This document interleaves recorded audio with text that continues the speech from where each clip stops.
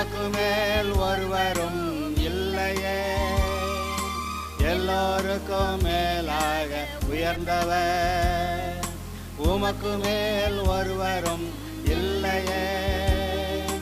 அல்லேலூயா, அல்லேலூயா, அல்லேலூயா, ஆமென். அல்லேலூயா, அல்லேலூயா, அல்லேலூயா, ஆமென். ஒருவரால் சிருஷ்டிக்கப்படாமலே தாமாக என்றென்றும் இருப்பவர். ஒருவரால் சிருஷ்டிக்கப்படாமலே தாமாக என்றென்றும் இருப்பவர். அல்லேலூயா, அல்லேலூயா, அல்லேலூயா. நம்முடைய விசுவாசத்தை நாம் அறிக்கை செய்யலாம். சொல்லலாம், நான் ரட்சிக்கப்பட்டிருக்கிறேன், எனவே கர்த்தர் என்னை நீதிமானாக்கி இருக்கிறார், அவர் என்னை பரிசுத்தமானாக்கி இருக்கிறார், எனக்கு நியாய தீர்ப்பு கிடையாது, எனக்கு நியாய தீர்ப்பு கிடையாது.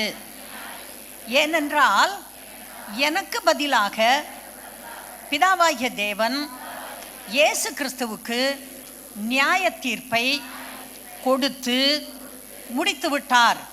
இயேசு கிறிஸ்து நரகத்திற்கு தள்ளப்பட்டார். அவர் எனக்கு பதிலாக நியாய தீர்ப்பை அனுபவித்து முடித்து விட்டார்.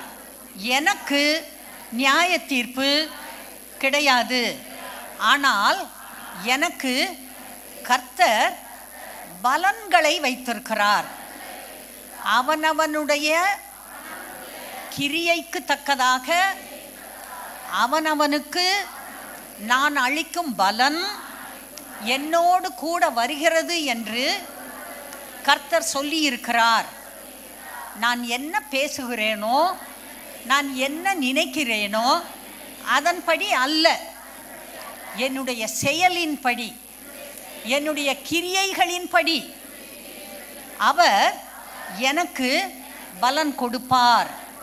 எனவே கர்த்தருக்கு ஏற்ற கிரியைகளை, வார்த்தை சொல்லுகிறது போன்ற கிரியைகளை நான் செய்வேன். எனக்கு வர இருந்த எல்லா சாபங்களையும், வியாதிகளையும், பாவங்களையும், தரித்திரங்களையும், பிசாசின் உபத்திரவங்களையும் இயேசு கிறிஸ்து எனக்கு பதிலாக கல்வாரி சிலுவையிலே சுமந்து தீர்த்து முடித்து விட்டார். எந்த சாபமும் எனக்கு பலிக்காது, எந்த வியாதியாலும் என்னை கொல்ல முடியாது, எந்த பாவத்தையும் என்னால் விட முடியும், பாவம் என்னை மேற்கொள்ள முடியாது, எந்த தரித்திரமும் என்னை பிடிக்க முடியாது. என் வீட்டிலே ஆஸ்தியும் ஐஸ்வர்யமும் இருக்கும். பிசாசின் உபத்திரவங்களை, பில்லி சூனியங்களை, செய்வினைகளை இயேசு கிறிஸ்து எனக்கு பதிலாக சுமந்து தீர்த்திருக்கிறார். ஆகவே நான் விடுதலையாக்கப்பட்டேன். நான் புது சிருஷ்டியாய் இருக்கிறேன். பரலோகம் எனக்கு சொந்தம். என்னுடைய விசுவாசத்தால் நான் பிழைக்கிறேன். தன் விசுவாசத்தினாலே நீதிமான் பிழைப்பான் என்று கர்த்தர் சொல்லி இருக்கிறார். என் விசுவாசம்தான் என்னை காக்கும். எனவே கர்த்தருடைய வாக்குத்தத்தங்களை அதிகமாக விசுவாசிப்பதற்கு நான் பழகிக்கொண்டே இருக்கிறேன். என் விசுவாசம் பூர்த்தி ஆகும்போது அற்புதங்கள் எனக்கு நடக்கும். என்னுடைய விசுவாசத்தை வளர்ப்பதற்கு கர்த்தருடைய வார்த்தைகளை கேட்டுக்கொண்டே இருப்பேன். விசுவாசம் கர்த்தருடைய வார்த்தைகளை கேட்பதினால் வரும் என்று பைபிள் சொல்லுகிறது. எனவே வார்த்தைகளை கேட்டுக்கொண்டே இருப்பேன். என்னுடைய விசுவாசத்தை நான் பூரணப்படுத்துவேன்.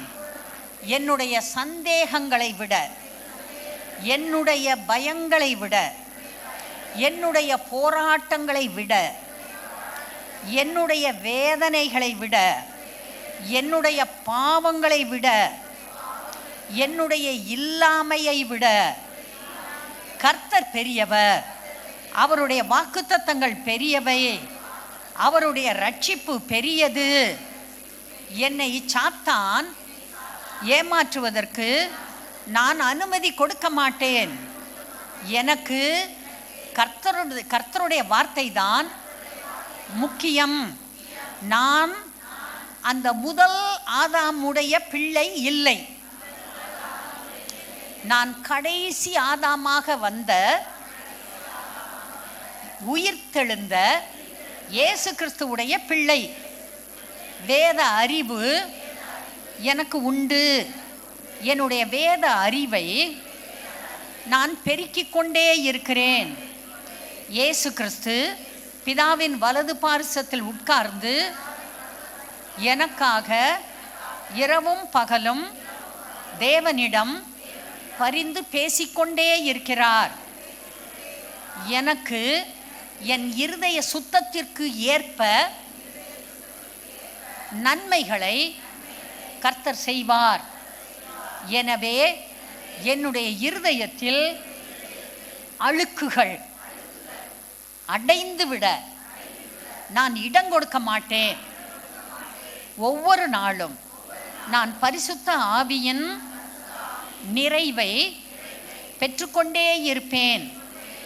அந்நிய பாஷையாகிய ஜெப பாஷையிலே அடிக்கடி பேசிக்கொண்டே இருப்பேன். எப்படி வேண்டிக் கொள்ள வேண்டும் என்று நான் அறியாமல் இருக்கிறபடியால் எனக்காக பரிசுத்த ஆவியானவர் எனக்கு உள்ளிருந்து என் வாயின் வார்த்தை மூலம் அவர் பேசுகிறார். அவர் ஜெபிக்கிறார். அவர் ஜெபிப்பதற்கு நான் அனுமதிப்பேன். பாவ பேச்சுகளை, பிற்போக்கான பேச்சுகளை, சுயநலமான பேச்சுகளை நான் பேச மாட்டேன். தேவனுக்கு பிரியமில்லாத காரியங்களை நான் பேச மாட்டேன். ஏற்கனவே நான் தவறாக பேசிய எல்லா வார்த்தைகளையும் கேன்சல் பண்ணுகிறேன். பக்கத்தில் இருக்கவங்கள தொட்டு சொல்லுங்க பார்க்கலாம். கேன்சல் பண்ணுகிறேன்.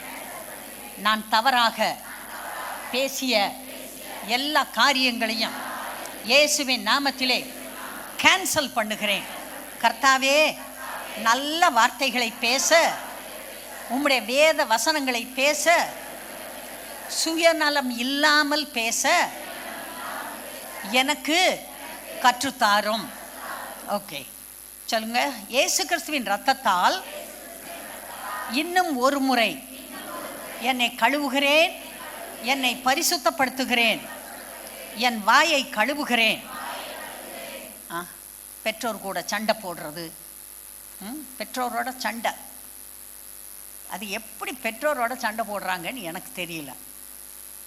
உங்களை பெற்று வளர்த்து ஆளாக்கி பெரியவர்களாக்கி வைத்திருக்கிற பெற்றோரை கனம் பண்ண வேண்டும். பெற்றோருக்கு செய்ய வேண்டியதை செய்ய வேண்டும். அவங்களுக்கு சாப்பாடு போடணும். அவங்களுக்கு வயசான காலத்தில் ட்ரீட்மெண்ட் கொடுக்கணும். பெற்றோர் கையில் காசு இருக்குதா, அதை நீங்கள் கட்டாயமாக அறிந்து வைத்திருக்க வேண்டும். பெற்றோரை தெருவில் இறக்கிவிடக்கூடாது. இன்றைக்கு உலகத்தில் பெரிய காரியங்கள் பெற்றோர், வயதானவர்கள் தெருவிலே இறக்கப்பட்டிருப்பது தான். அடிக்கிறான்ப்பா. மகன் வளர்ந்து, மகன் கல்யாணம் ஆகி பிள்ளை குட்டி வச்சிருக்கிறவன் வயதான வெள்ளை தலை எல்லாம் ஒரு கருப்பு முடியல, நடக்க முடியல, குனிஞ்சு பரிதாபமாக நடந்துக்கிட்டு இருக்காரு. அடிக்கிறான்ப்பா. அந்த அம்மாவை போட்டு அடிக்கிறான். எப்படி முடியும்? எப்படி முடியும்? கர்த்தருடைய பிள்ளைகள், நீங்கள் உங்கள் பெற்றோரை கனம் பண்ண வேண்டும். அவங்க கையில் காசு இருக்கான்னு மட்டும் பார்த்துக்கோங்க, அது போதும். எல்லாவற்றையும் பெற்றோர் பிள்ளைகளுக்காக கொடுத்து விடுகிறார்கள். பிறகு பிள்ளைகளுடைய கையை எதிர்பார்த்து காத்திருக்கிறார்கள். பெரியவங்க உங்கள் பையில் இருக்கிற காசை பத்திரமா பிடிச்சிக்கோங்க. நான் சொல்கிறேன், பெரியவர்கள் ஒரு 60 வயது ஆகிவிட்டதா உங்கள் பணத்தை சிக்கனம் பண்ணுங்கள், பத்திரமா வைங்க. எல்லாத்தையும் பிள்ளை போதும். கர்த்தர் நமக்கு இங்கே தலைக்குள்ளே என்னமோ ஒன்று கொடுத்துருக்காரு பார்த்தீங்களா? என்ன இருக்குது தலைக்குள்ள? ஆமாம், மூளை. அங்கே இருதயத்தை வைக்கலை, மூளையை வச்சிருக்காரு. இருதயம் இங்கே இருக்குது, மூளை இங்கே இருக்குது. அதை உபயோகப்படுத்த வேண்டும். அதெல்லாம் கர்த்தர் பார்த்துக்குவார், அதெல்லாம் கர்த்தர் கொடுப்பாரு. அவன் அடிக்கிறப்ப தெரியும். அதனால் கர்த்தர் கொடுத்த மூளையை உபயோகப்படுத்துங்கள், சிக்கனம் பண்ணுங்கள், பணத்தை சேமியுங்கள். 60 வயதுக்கு மேலே இதை செய்கிறேன் அதை செய்கிறேன், பேரப்பிள்ளைகளை பார்க்குறேன், கொள்ளு பேரப்பிள்ளையை பார்க்குறேன், இந்த வேலைக்கெல்லாம் போகாதீங்க. அடங்கி இருங்க. இருந்து காசை மிச்சம் பண்ணி சிக்கனம் பண்ணி சேமித்து வச்சு உங்களுக்காக வைத்து கொள்ளுங்கள். எங்கள் ஊரில் சொல்லுவாங்க, சாவு முதல் வச்சுருக்கிறேன்னு. நம்ம சர்ச்சில் ஒரு அம்மா சாவு முதல் கொண்டு வந்து பாஸ்டர்கிட்ட கொடுத்து வச்சாங்க. அந்த மாதிரி நினச்சிட்டாங்க ஒருத்தருமே தூக்கி போட மாட்டாங்கன்னு. ரொம்ப பாவம். பாஸ்டர் எவ்வளோ சொல்லி பார்த்தாங்க. இல்லைங்கய்யா, சாவு முதல் கட்டாயம் கொடுத்து சேர்த்து வைக்கணும்யா, இந்தாங்கய்யா கொண்டு வந்து அந்த அம்மா கொடுத்துட்டு போனாங்க. அதே மாதிரி பாஸ்டரும் வச்சுருந்து ரொம்ப காலம் கழித்து அந்த அம்மாட்ட கொடுத்தாரு. நீ செத்தா நான் தூக்கி போட்டுக்கிறேன், கவலைப்படாதுன்னு என்னமோ சொல்லிகிட்டு இருந்தார்.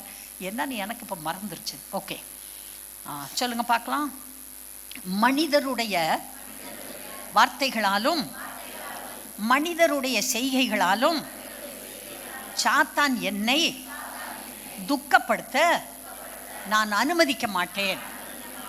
எவ்வளவு நெருங்கிய உறவினர்களாக இருந்தாலும், எவ்வளவு நெருங்கிய நண்பர்களாக இருந்தாலும், சாத்தானுடைய வழியிலே நடந்தால் நான் அவர்களை தூரமாக வைப்பேன்.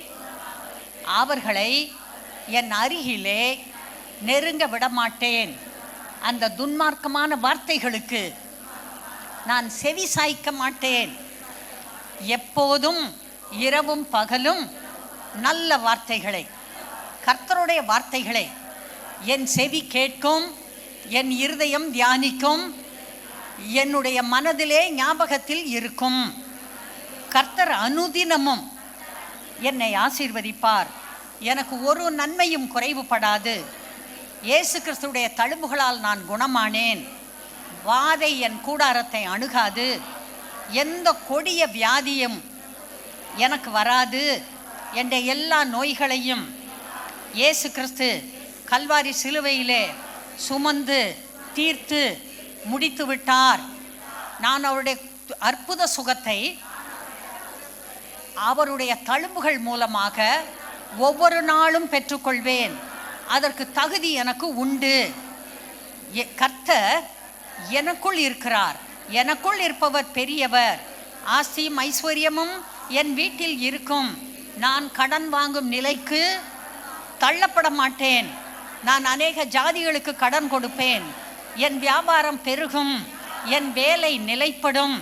கர்த்தர் எனக்கு அற்புதங்களை செய்வார். என் வயல் நிலங்கள் நன்றாக விளையும். என் ஆடுகள், என் மாடுகள், என் பறவைகள் நன்றாக பெருகும். நான் கர்த்தருக்கு அனுதினமும் கீழ்ப்படிவேன். ஆகவே என் பிள்ளைகளும் எனக்கு கீழ்ப்படிவார்கள்.